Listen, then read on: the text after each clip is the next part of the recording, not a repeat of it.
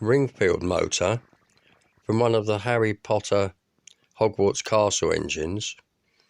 It's a 3-pole motor, and the little tiny bit there is a brush, one of the 2 brushes. But the irony is it never ran right from new.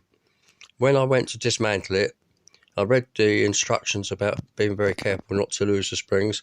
When I investigated, no springs.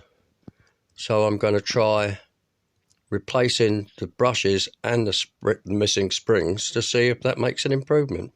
And it was a brand new set given as a gift to me from new when that particular Harry Potter model came out. There's the new brushes and the springs to replace the totally missing springs. Won't be long now before I can give it a trial. The Ringfield motor fitted with brushes and springs, and that's running on one of the old early Hornby power supplies. I haven't got enough fingers to turn it down the speed. Let's try it a little bit slower.